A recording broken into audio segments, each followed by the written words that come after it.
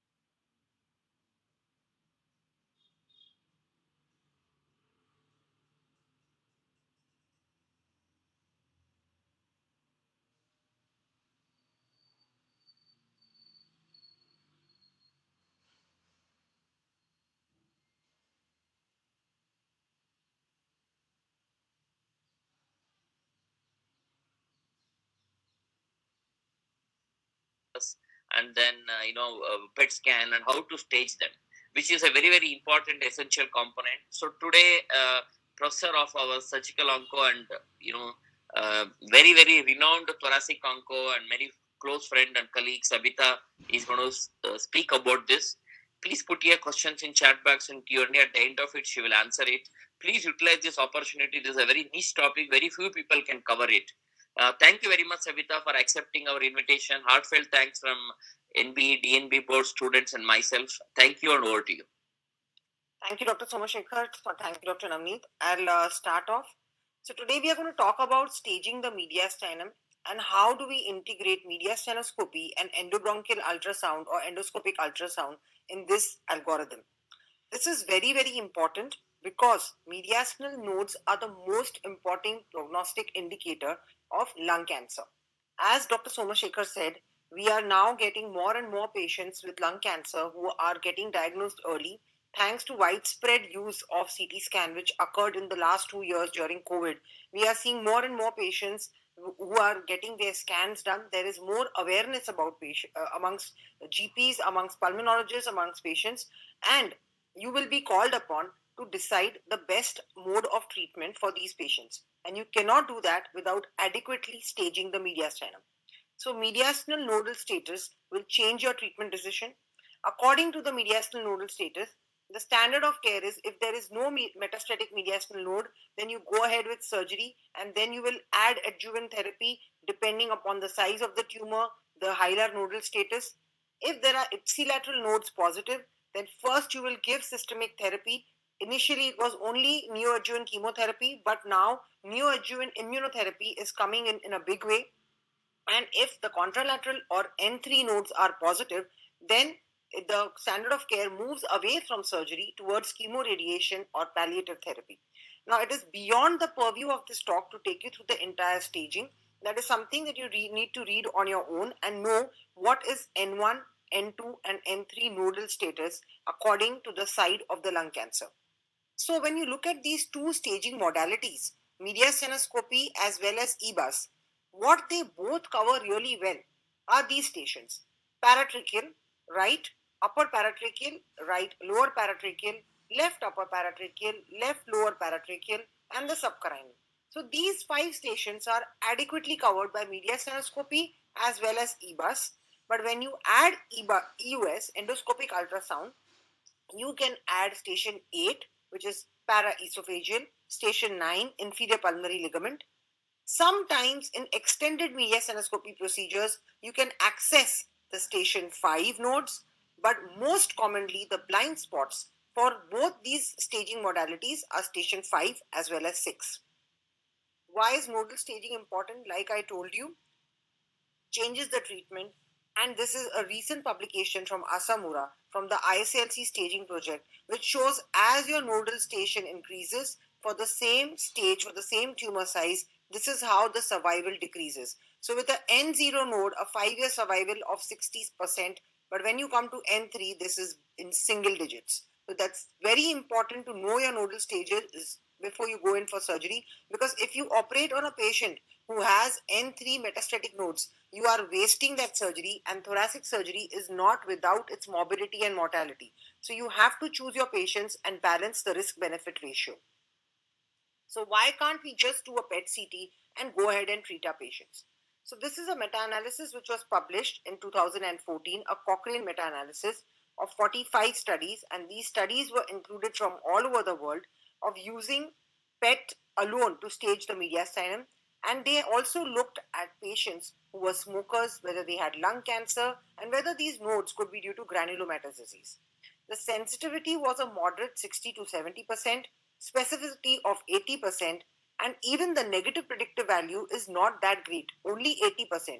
So 20% of your patients could be under or over treated.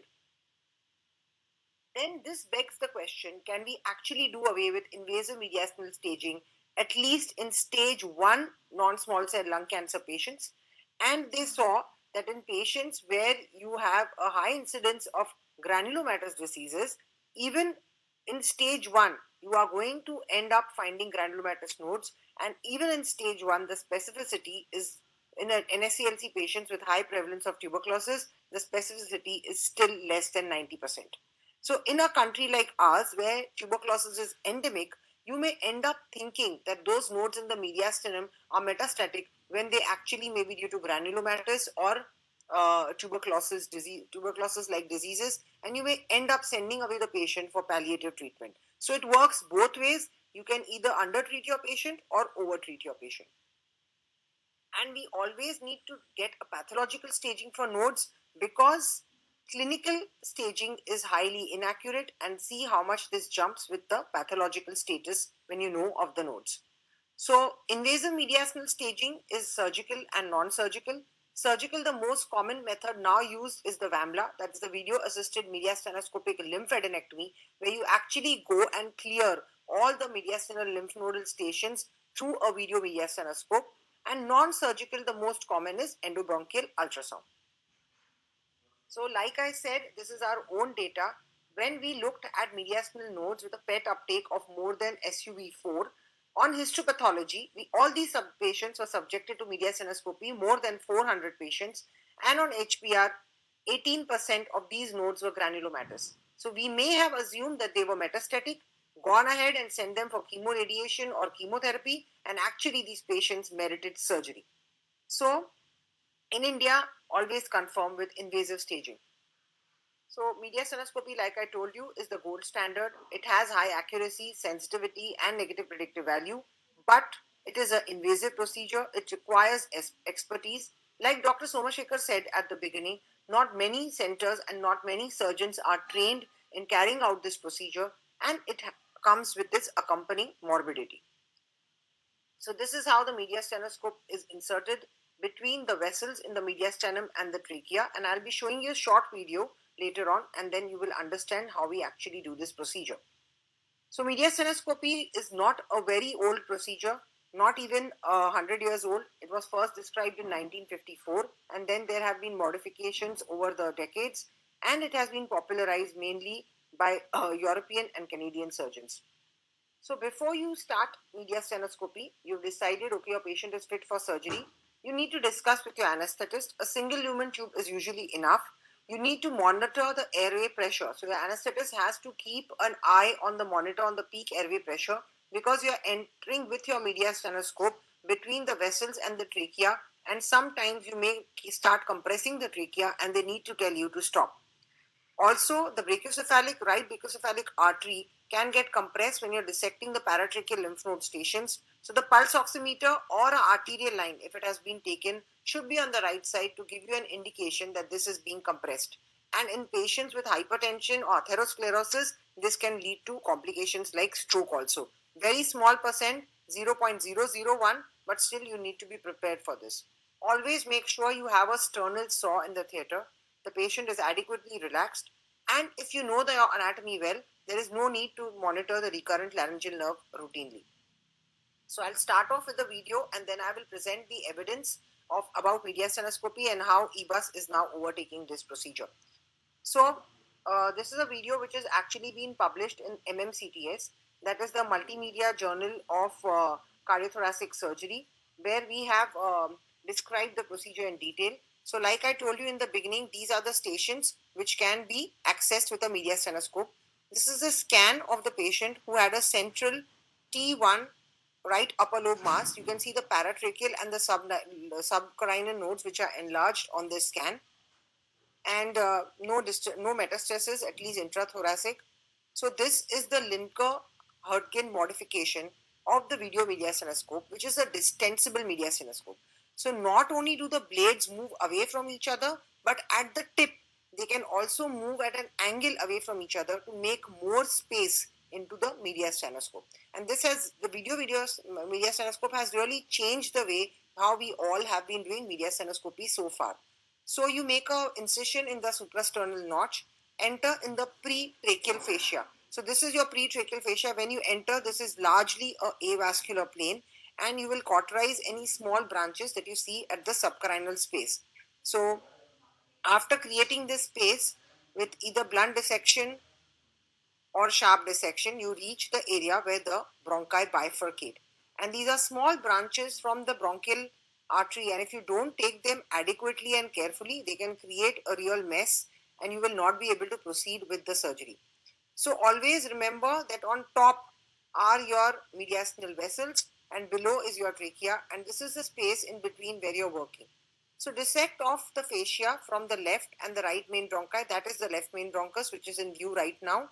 Okay, that's your left main bronchus. You can see there's a bronchial artery branch traversing across the bronchus. And while you're coagulating, be very careful to see where the tip of your cautery is. So left main bronchus, right main bronchus indicated by the arrows, and we are now working in the subcarinal space. So this instrument is a ring grasper, which is actually atraumatic and helps you to grab and hold your lymph nodes. Like I told you, our country is endemic for tuberculosis. A lot of these nodes are very sticky and inflammatory, and they tend to start breaking and bleeding when you're dissecting in this space. So it may not always be possible to get an entire lymph node packet, but this is what you should try for. So below is your esophagus. There are very small fine branches which come, vascular branches which are seen between this subcarinal nodal packet and the esophagus below. So you keep dissecting, coagulating, combination of coagulation and blunt dissection, and make sure you do not end up being too aggressive with the esophagoscope, because then you can damage the wall. It's very rare to actually open the esophagus, but you should not take care not to cauterize too much in that area. So here you can see again branches on the right side coming from the bronchial artery. Delineate the branches and only coagulate those. Do not cause airway injury or thermal trauma. Keep picking up your lymph node packet, pulling it into your view, and dissecting it from the surrounding fibrofatty tissue. So that's the esophagus below. Both the bronchi on either side, and these are the small vessels which we are coagulating. Like I told you, it may not be possible to get the whole lymph node packet, and sometimes you may need to use scissors to get your specimen out. So we've got the specimen out. There's a small part which is remaining here. Because of the magnification, it looks very big, but is actually less than a centimeter. But you should try and remove everything. So that's a branch from the bronchial artery, which you can clip with a 5 mm clip applicator. And try not to use too much thermal energy around the bronchus. Be close to the vessel and coagulate the vessel. So this is how the view should look. Esophagus in the center and both the bronchi on either side, and you've cleared out all the lymph node stations. So you can send them for a frozen section, and then you can start dissecting on, because this is a right side tumor, we'll start dissecting the N3 nodes first, that is the left lower paratracheal. So this is the left bronchus on your right hand side of the screen, and the lymph node packet which is on the left hand side of the screen. And there are small branches, like I told you. These nodes tend to be very vascular, especially if they are inflammatory or granulomatous.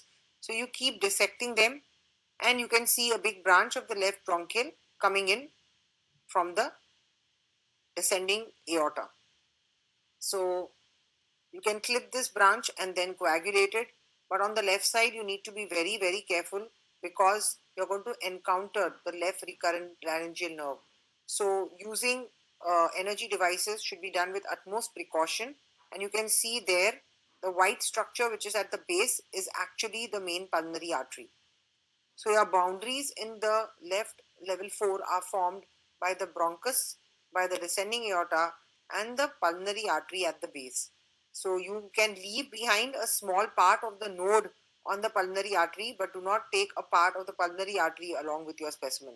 So that's something we should remember.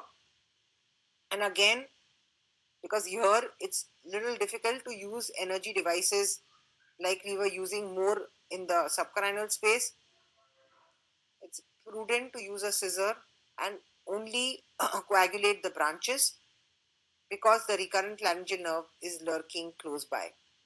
So this is how we remove the nodes,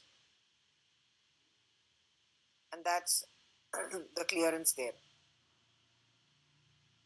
The node which you can see below is actually the hilar node. So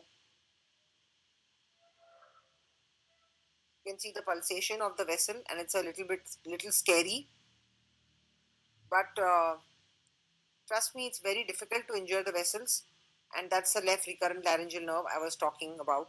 So if you're careful, if you're patient, you use your energy devices judiciously, complications are very, very rare. So now we'll go on to the right side. This is the right main bronchus. You come above the right main bronchus. Here your boundaries are the right main bronchus, the trachea medially, the azygous vein inferiorly. So the transverse blue vein is the azygous vein. You have to remove the lymph node packet above the azygous vein. There will be non-specific branches from the vagus in this, and you don't really have to worry about the nerves. Behind is the right pleura. Try not to open it, because in case the nodes come out positive, then you will not be going ahead with surgery and you may have unnecessarily opened the pleura. So this is the lymph nodal packet at right level 4 above the azygous vein. And when you pick up this entire lymph nodal packet, the structure that you will see behind will be the superior vena cava. So then you will know that your lymph node dissection in this area is complete. There will be small branches, but it is rare to have a large bronchial artery traversing at this space. Here you need to be more careful about the azygous vein and the superior vena cava. So again, hold with a blunt grasper, and with judicious dissection and coagulation of the fibrofatty tissue, you keep dissecting the nodes so as to try and get entire complete nodes, not fragmented nodes, because now fragmented nodes are considered as are uncertain for lung cancer.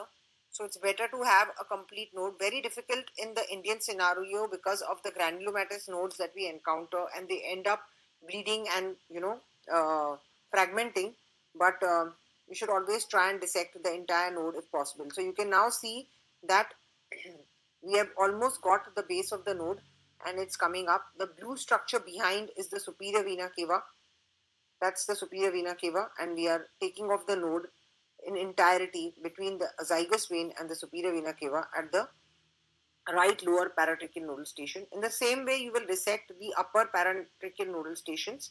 And in interest of time, I will just go through this video a little faster. So that's the superior vena cava in complete view, and that is the nodal station. So that's right level 4. You just proceed along upwards and you will come to right level 2. Right level 2 is at the level of the brachiocephalic. There are no defined landmarks within the mediastinoscopy that you can see, but you can just withdraw your scope, see where you are. Upwards at the level of the brachiocephalic will be your level 2, that is the upper paratracheal on both sides. So going ahead, this is the largest series I came across of mediastinoscopy, where a center has published their 9-year single center experience, and this is pretty recent. This is from 2006.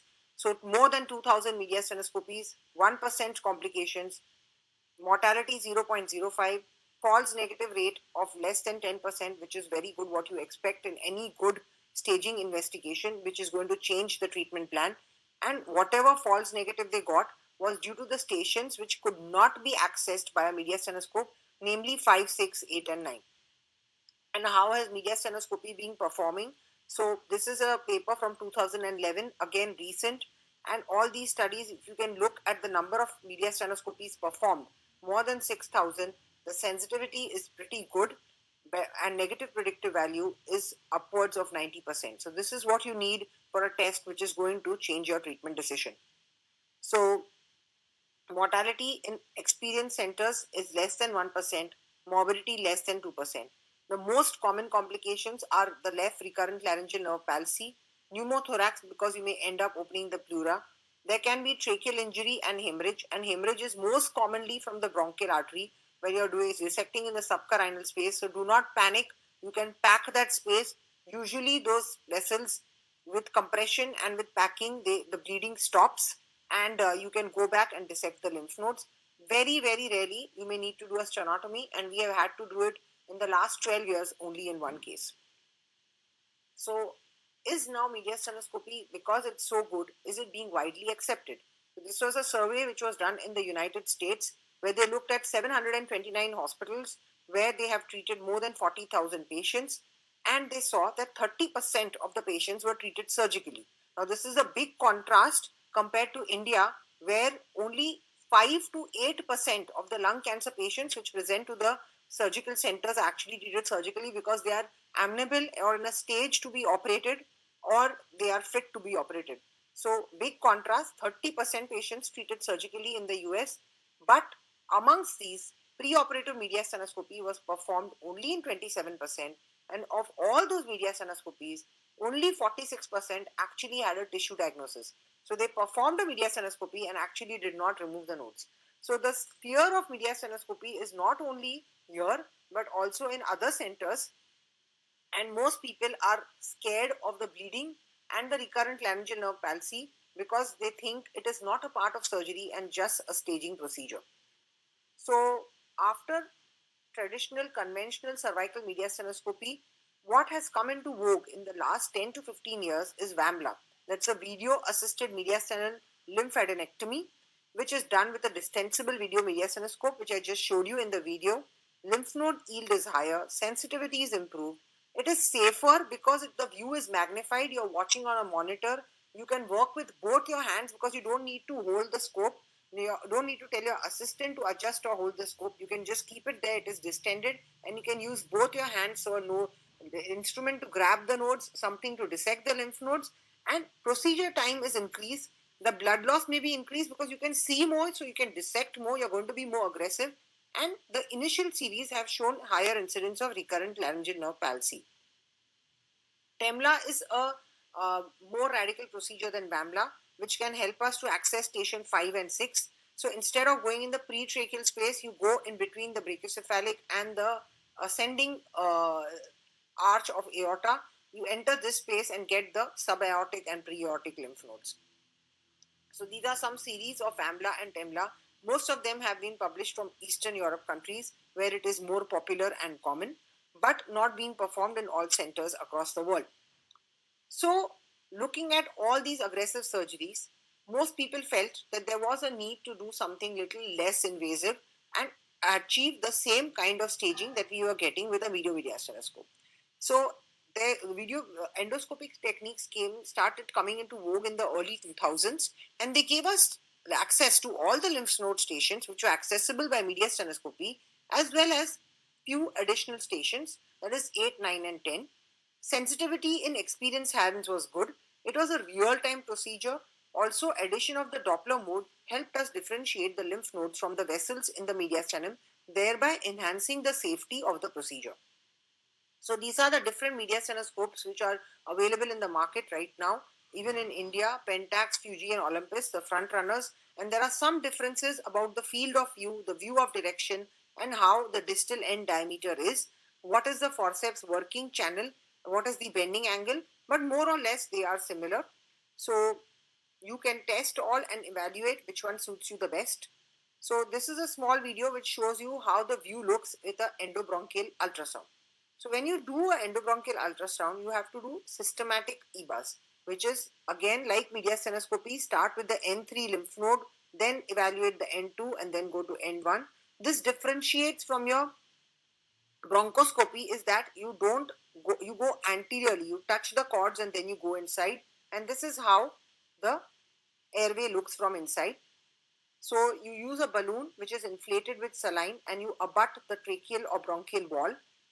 When you see the lymph node, see the endoscopy, that is the bronchoscopy view as well as the ultrasound view, then adjust the USG image to get the depth, and then you adjust and lock your needle, and then you can go ahead and puncture it.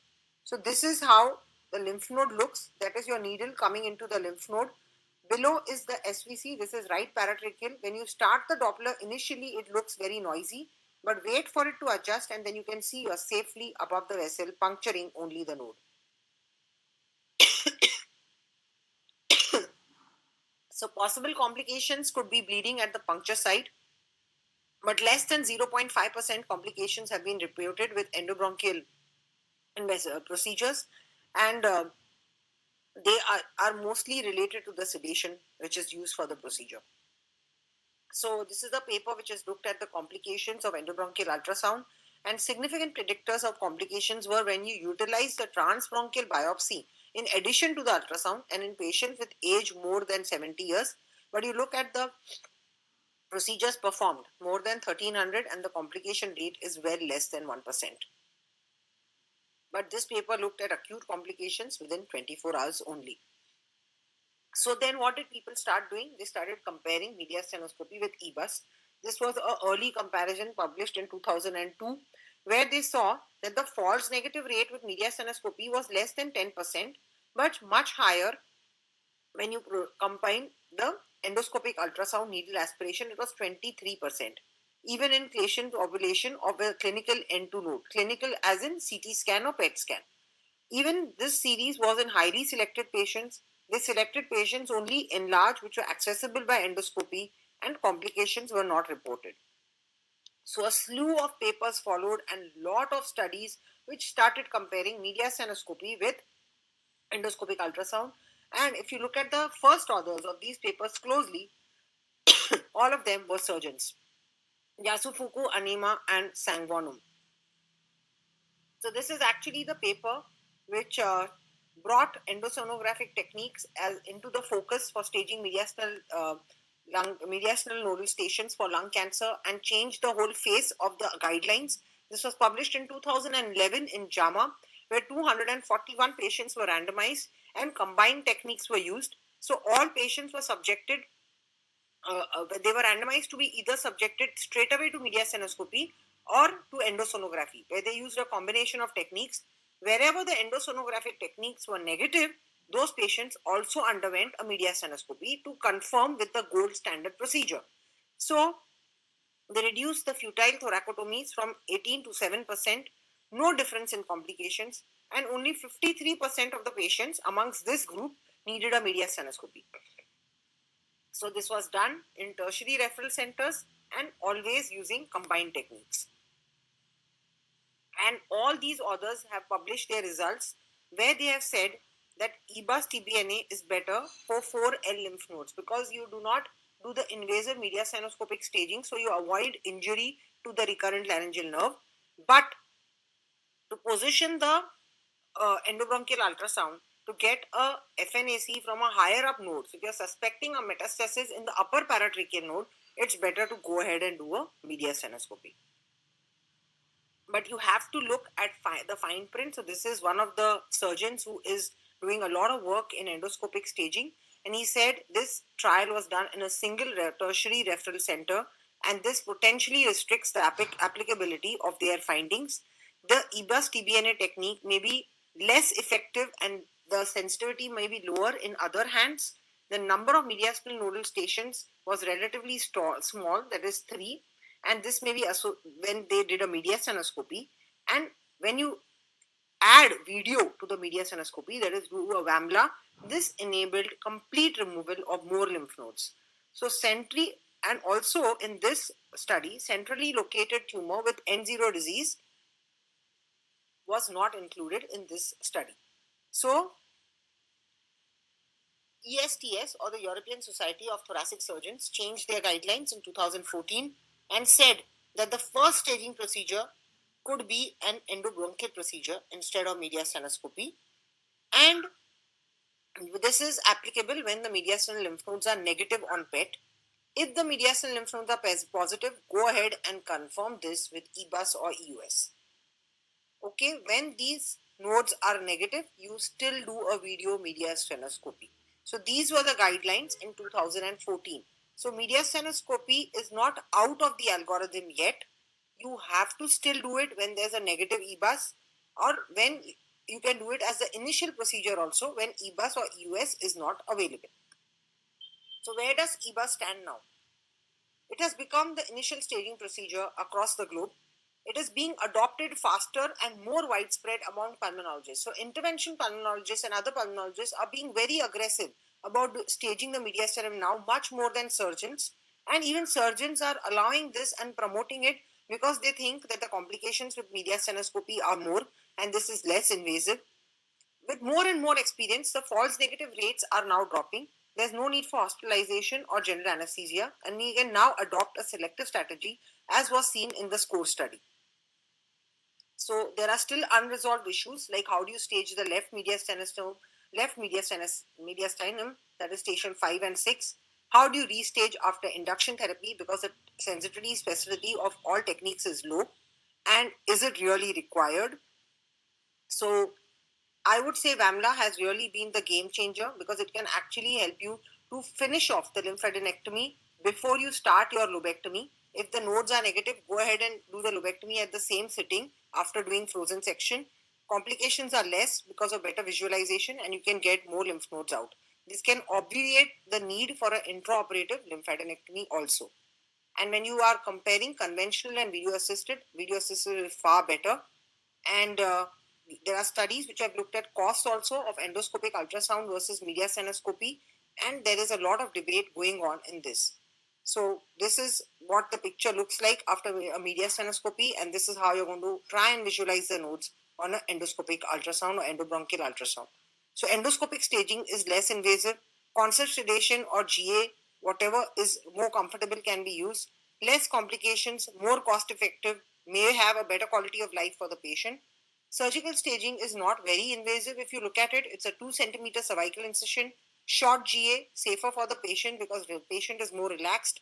Morbidity in experienced centers is 2%. The cost can be reduced by combining it with definitive surgery, and false negative endoscopic staging still needs a mediastinoscopy. So this is our own data. In the interest of time, I will just go through this fast. And can we avoid a mediastinoscopy is the question that we are now asking in 2022.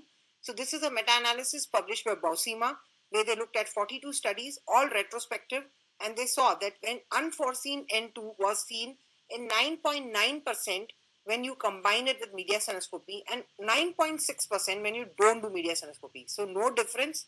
So Bausima has now embarked on a randomized control trial called the Medias trial.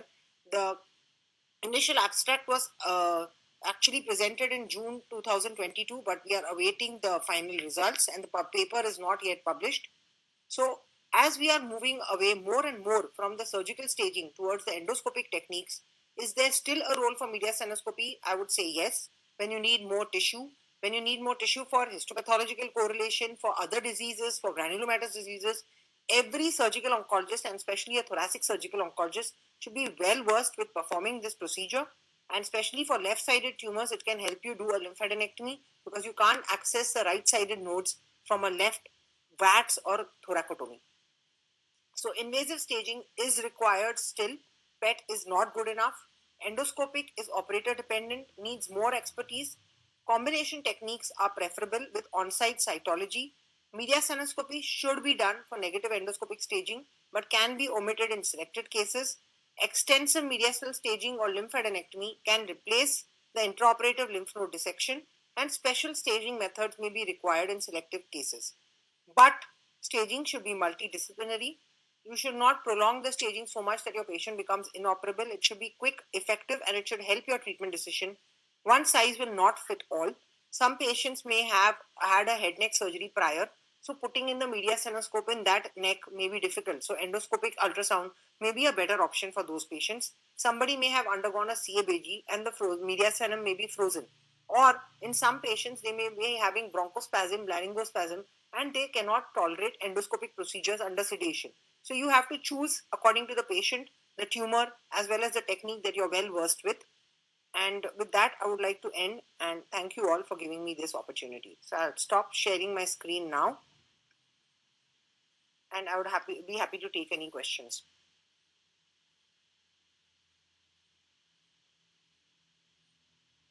Are there any questions? I can't see anything on the Q&A. Yeah, they have not yet put any of the questions. Yeah. Okay, they'll put it. So to start with, now it's a fantastic talk you covered beautifully. So the message is, can a good Ebus ever be able to replace the mediastinoscopy in practical? So what is the process like? What is the sequence? How would you take it? So I think we are moving more and more towards adopting endoscopic techniques only. Because more and more people are eager to learn the procedure and they're training themselves well. There are more courses for endoscopic techniques and none exist for mediastinoscopy. So surgeons as well as pulmonologists have jumped onto this bandwagon.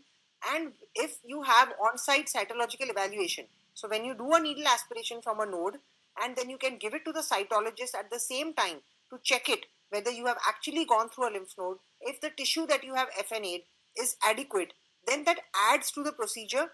And with the abstracts which were published which were presented of the medias trial and also the meta-analysis, I think at least for those patients who do not have enlarged or nodes with high SUV uptake on PET, we are going to move away from mediastinoscopy in the next 5 to 10 years. So endosonographic techniques are going to overtake mediastinoscopy. Thank you. T1 central lesion negative PET. So, yeah. Central lesion negative PET, I think endoscopic techniques would be enough, but it's still not come in the guidelines. Lot of papers which say that is enough, and you don't actually need to do a mediastinoscopy. But it depends on your institutional protocol. But no guidelines say you can do away in a central lesion at least. And any experience on the new ION and Monarch system? Because now that is something which has revolutionized the whole Ebus. I got exposed to it 2 years back in US, and there was a trial from Australia that was superior to mediastinoscopy. 98.5% mediastinal staging was superior with these two, but however they're very expensive. They're the flexible robotic platform for students. Yes. ION is from Intuitive, Monarch is from the Auris. They have done a randomized control trial both in US and Australia. It is controlled. It can practically go and reach any peripheral lesion through a robotic arm controlled by the hand. Very expensive, but they are something which are actually very, very superior to mediastinoscopic staging, and they can also do intervention, because if there is a lesion, you need to do a RFA or microwave. It is amenable with that. Any thoughts on that, Sabita? So it's available in very, very few centers across the world. I have seen it only once, and it requires a hybrid OR. So when you're doing that procedure, you need the intervention radiologist, the pulmonologist, and the surgeon to work closely and be in the same place for that patient. And the way I look at it, that not a single of those platforms is still available in India. What we do have available, that the endoscopic, all the three companies, the front runners, the Fuji, the Olympus, and the Pentax, are widely available with a good support and training programs. So at least people should start getting trained in these endoscopic procedures. And when we get those Ion and Monarch in our country, we'll be better equipped to use them. But like I said earlier, we are going to move away from mediastinoscopy, but it will never become something that we don't ever have to do. So it is important to know how to do that procedure and what are the pitfalls, what are the precautions you should take, and how you should go about doing it. There's a question on the chat from Dr. Mudasir. What's the recommended staging? Random sampling, systematic sampling, or lobe specific? So random sampling is never recommended, Mudasir. Like I said earlier, always systematic. Check the N3 station first, then the N2, and if required, M1. Lobe specific is only for lesions less than 2 centimeters and GGOs, and not in the guidelines yet. I'm sorry. Good. And initially N2 station used to be no surgery, but in the era of neoadjuvant immunotherapy, so now if you do a mediastinoscopy or endoscopic, so how often now have you changed your practice that stage 3s you have started doing surgery after neoadjuvant immuno? So stage 3 after neoadjuvant chemotherapy we have been doing for the last 7 years. Last 1 year, most of the patients are getting now neoadjuvant chemo and immuno, and we are operating on those patients.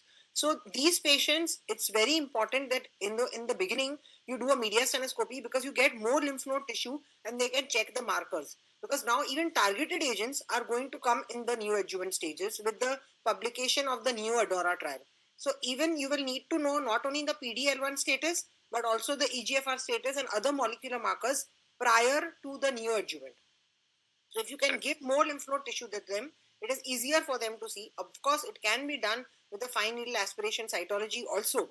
But if you have more tissue, you can do it better, and it will help. There is a surgical creep. This is a phenomena which was widely discussed in the World Congress of Lung Cancer last year, that there's a surgical creep. So a lot of stage 3s and even patients with N3 nodes are now going to be offered surgery with the advent of immunotherapy and the concept of oligometastasis. So if a patient has only N3 nodal metastasis, no meds elsewhere, if you can give neoadjuvant immuno, then you can still incorporate these patients, if they are good surgical risk, into the surgical algorithm. So the role of surgery is only expanding. And Sabita, post Ebus and then post mediastinoscopy, because now most of the lung surgery is minimal access, either VATS or robotic or single port. Does the mediastinum get fixed after mediastinoscopy? A surgery post mediastinoscopic staging and post endoscopic staging. How different it is? How tough it is? Both are same for beginners. What is the message? It's definitely different. It's definitely different. So when you do EBUS or endoscopic ultrasound, so you should actually try and post your patients within 2 weeks of doing that, because flimsy adhesions form at all the areas where you have poked in your needle and taken a FNE. So if you wait for longer than that, you will get little more adhesions, but it's not very difficult. You can negotiate through that mediastinum. If you have done mediastinoscopy and also given neoadjuvant, you have found a N2 node, and then you have given neoadjuvant chemo and immuno, that mediastinum is difficult to deal with. But we have been doing VATS, mediastinal lymphadenectomy, even for those patients. It's not impossible, but it is definitely more sticky and oozy. You need to be more careful. You need to have more experience. The game changer is actually VAMLA, that is mediastinoscopic lymphadenectomy. So when you do the first mediastinoscopy, you clear all the lymph nodes. Like I showed in the video, take out all the lymph nodes. So the next time you don't have to enter that mediastinum again. You can just go ahead, give your neoadjuvant if required. If they are negative, when you do the surgery also, your mediastinum is clear. You don't need to go back there. There is a question from Randeep Reddy, whether we can use the same scope for bronchus and esophagus.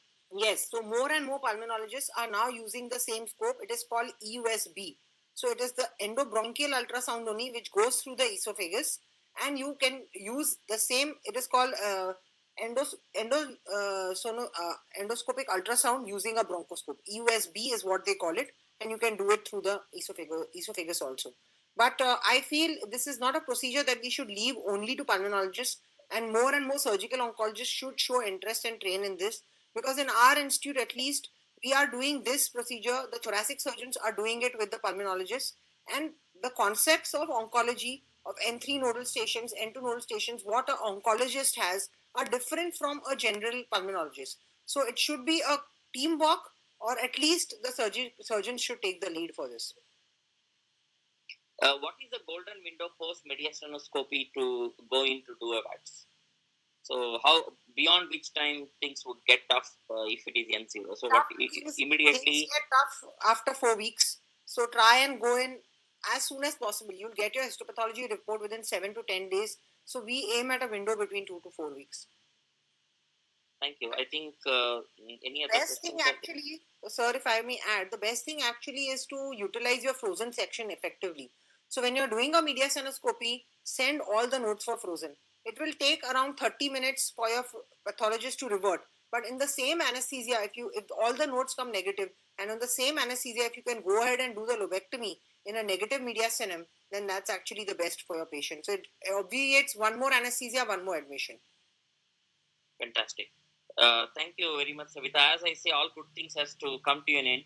The purpose of a teacher is not spoon feeding, to just stimulate their mind and show the path, and the rest they have to expand the way they want to do it.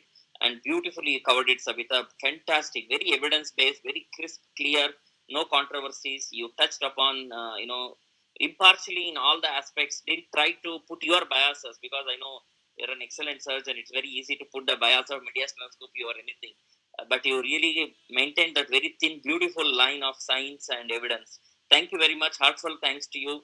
And on behalf of students, really, really, we are grateful to you. Thank you very much, and we look forward to you to join us back again in coming months when we take the course forward. Thank you. Thank you, Dr. Somashekar. Thank you. Over to Navneet Singh ji. Thank you. Thank you very much, Professor Dr. Sabita, for the presentation, and thank you very much, Professor Dr. Somashekar, for joining. And thank you, trainees and faculty members, for joining. Thank you. Have a nice day. Thank you, everyone.